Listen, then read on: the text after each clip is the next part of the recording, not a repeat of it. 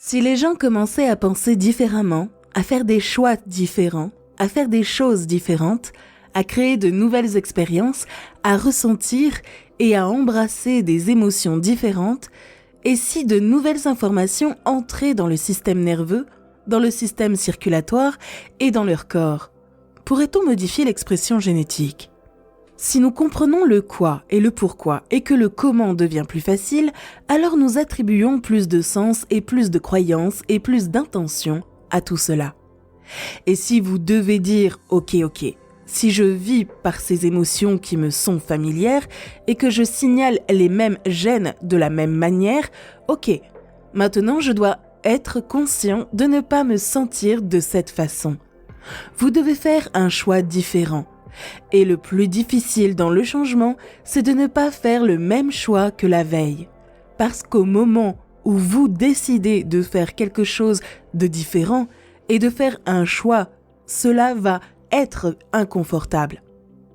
Vous allez quitter le monde familier des émotions, des pensées et des comportements familiers. Mais avant de commencer, si vous êtes nouveau sur cette chaîne, n'oubliez pas de vous abonner pour ne manquer aucune de nos prochaines vidéos. Likez la vidéo si elle vous plaît, partagez et regardez-la jusqu'au bout pour en tirer le maximum. Le corps, c'est-à-dire l'esprit inconscient, va vouloir revenir à ce qu'il connaît parce que nous l'avons entraîné de cette façon. C'est donc un processus de réentraînement. Donc, si la personne dit « ok », si je peux épouser une intention claire, je dois travailler à rendre mon cerveau plus cohérent. Si je ne peux ralentir mes ondes cérébrales, je peux apprendre à le faire. Je peux aller au-delà de mon esprit analytique. Je peux entrer dans le système d'exploitation du programme de mon neurosystème autonome. Si je combine cela avec une émotion élevée, en m'entraînant vraiment à échanger cette souffrance ou cette douleur contre autre chose, oui, il me faudra peut-être un peu de temps pour ressentir cette émotion. Mais je pense que si je continue à y travailler, je peux commencer à changer mon état émotionnel. Quand je ressens cet état émotionnel, je ne vais pas penser au passé, je vais penser à l'avenir. Ainsi, la pensée est le sentiment, le stimulus et la réponse, l'image et l'émotion, conditionnent le corps émotionnellement vers le futur. Donc la personne dit « ok », il a dit, ou j'ai lu, ou quelqu'un d'autre a dit, l'environnement signale le gène. Ok, que je l'écrive. L'environnement signale le gène. D'accord. Je me souviens que le produit final d'une expérience dans l'environnement est l'émotion. Si je ressens de la gratitude et la signature émotionnelle de la gratitude, cela signifie que je viens de recevoir quelque chose de favorable ou que quelque chose de merveilleux vient de m'arriver. Si je peux ressentir l'émotion de gratitude avant que l'événement ne se produise, alors mon corps serait si objectif qu'il vivrait dans le futur. Je commencerai à modifier l'expression de mes gènes. Et plus l'émotion que je ressens est forte, plus je vais faire attention à l'image dans mon esprit qui va me rappeler mon avenir. Mon cerveau et mon corps vont faire comme si l'événement s'était déjà produit, avant qu'il ne se produise. Et si les gènes fabriquent des protéines, que les protéines sont responsables de la structure, de la fonction de mon corps et que l'expression des protéines est l'expression de la vie, alors je vais continuer à signaler ces gènes. Je vais continuer à frapper à la porte tous les jours. Et je m'en fous si ma vie s'écroule, je ne vais pas tomber dans cette émotion familière. Je ne vais pas parler de la même façon, je ne vais pas penser de la même façon. Mais quelles sont les pensées que je veux mettre à feu et à sang dans mon cerveau ? Avec intention et attention. Je vais continuer à les passer en revue jusqu'à ce que cela devienne une pensée automatique dans ma tête. Comme tu peux le faire. Comment vais-je être aujourd'hui ? Comment vais-je être avec ma famille ? Comment je vais être dans les bouchons ? Comment vais-je être avec mes collègues au travail ? Comment je vais être quand je suis seule ? et vous commencez à répéter qui vous allez être. Le cerveau, dans le moment présent, ne sait pas la différence entre le monde extérieur ou le monde intérieur. Le cerveau, ce qu'il imagine, a l'air réel et nous sommes présents. Le cerveau a l'air de l'avoir déjà fait. Vous préparez le cerveau, il ne s'agit plus des enregistrements du passé. Maintenant, c'est une carte vers le futur. Vous êtes en place. Continuez à pratiquer cette répétition dans votre esprit. Cela va devenir automatique et vous allez commencer à vous comporter comme cette personne. Puis, quelqu'un m'a demandé « Puis-je apprendre à mon corps, sur le plan émotionnel, à quoi ressemble ce futur avant qu'il ne se produise ?»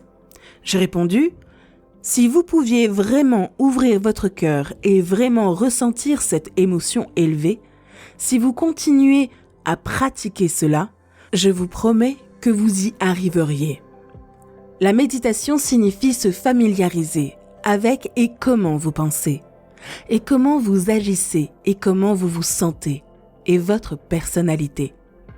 Et votre personnalité crée votre réalité personnelle. C'est le principe du jeu. Les gens pensent qu'ils veulent certaines choses parce qu'ils ressentent un manque. Mais ils doivent s'efforcer de devenir précisément cette personne.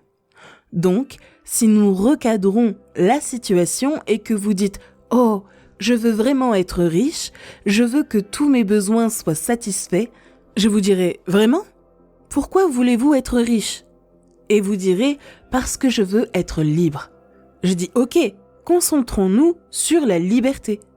Pourquoi attendriez-vous votre richesse pour vous sentir libre ? C'est le modèle newtonien de la réalité, de la cause et de l'effet. Attendant que quelqu'un ou quelque chose, là dehors, fasse disparaître ce vide ou ce manque. Et si je ressens cette émotion influence certaines pensées et la façon dont je pense et ressens crée ma vie.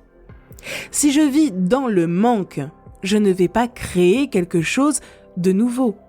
Mais si vous devenez cette personne, une fois que vous le devenez, alors votre réalité va se réorganiser d'elle-même au lieu de vivre par cause et effet. La personne n'est alors plus intéressée à obtenir quelque chose dans son environnement lorsqu'elle réalise qu'il s'agit de ce qu'elle devient. Tout d'un coup, l'accent ou l'intérêt est mis sur le fait de devenir cette personne. Nous avons une semaine avec ces gens et je veux qu'ils apprennent de nouvelles habitudes. Je veux qu'ils deviennent cette personne et cela se produit des milliers de fois. Les gens viennent pour certaines raisons. Ils viennent pour guérir leur maladie. Et une fois qu'ils ont guéri leur maladie, ils réalisent qu'il ne s'agissait pas de guérir leur maladie. Vous savez de quoi il s'agissait ? Il s'agissait de désapprendre, de briser l'habitude, de déprogrammer, de devenir conscient de leurs pensées inconscientes, de prendre conscience de leurs habitudes et comportements automatiques, de remarquer qu'ils ont vécu dans l'indignité et la culpabilité pendant les 25 dernières années.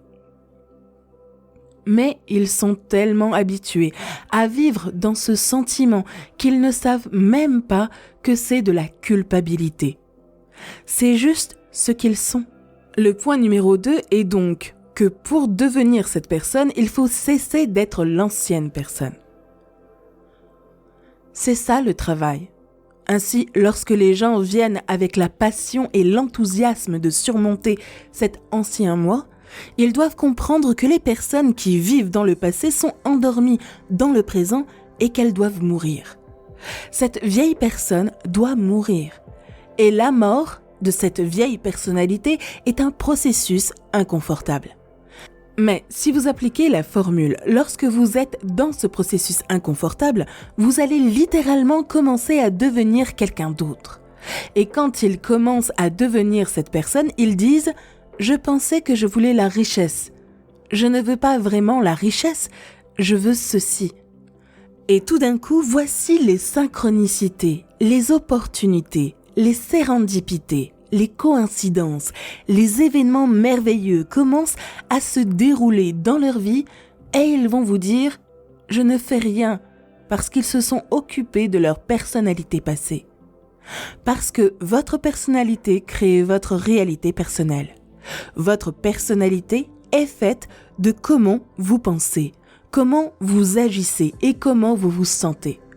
Donc, s'ils ne pensent plus de la même façon, n'agissent plus de la même façon, ne ressentent plus la même chose, ils pensent différemment. Ils agissent différemment. Ils se sentent différents et ils retournent dans leur vie. Ils sont capables de maintenir cet état modifié de l'esprit et du corps. C'est la nouvelle habitude, ils incarnent cette énergie. Puis, tout d'un coup, les gens dans leur vie vont dire que quelque chose est différent chez eux, que quelque chose leur est arrivé, parce que la personne ne se montre pas dans l'habitude prévisible inconsciente d'elle-même. Et elle est remarquable, parce qu'elle ne réagit pas émotionnellement. Ils ont surmonté ça en s'asseyant dans leur méditation. Ils ne jugent plus. Ils ont pris soin de ces circuits, les programmes câblés. Ils ne sont plus en train de blâmer, de se plaindre ou de trouver des excuses parce qu'ils se sont assis pendant 2 heures et je les ai laissés s'asseoir sur ces émotions et ces habitudes jusqu'à ce qu'ils les dépassent. Maintenant, c'est le travail. Donc, cette personne qu'ils ont dû conquérir, cette personne qu'ils ont dû surmonter, ils ont dû en devenir conscients pour ne pas retomber dans l'inconscience. L'effet secondaire de cela est l'amour de soi. L'effet secondaire de cela est un niveau de satisfaction de soi qui vous permet d'être satisfait des autres. Et les personnes qui se jugent, jugeront les autres. Les personnes qui se détestent, détesteront les autres. Les personnes qui sont impatientes avec elles-mêmes seront impatientes avec les autres. Les personnes qui se maltraitent, maltraitent les autres. Les personnes qui s'aiment, aiment les autres. Les personnes qui ressentent de la gratitude pour leurs efforts auront de la gratitude de manière authentique dans leur vie. Les personnes qui sont joyeuses parce qu'elles se sont assises dans le feu et que quelque chose a changé vont naturellement être joyeuses. Pas parce qu'elles ont besoin d'une voiture, d'une garde-robe ou de vacances pour se sentir joyeuses, mais parce qu'elles se sentent vraiment joyeuses. Cela ne vient pas de l'extérieur, mais de l'intérieur. Elles seront joyeuses dans leur vie et ce sera réel.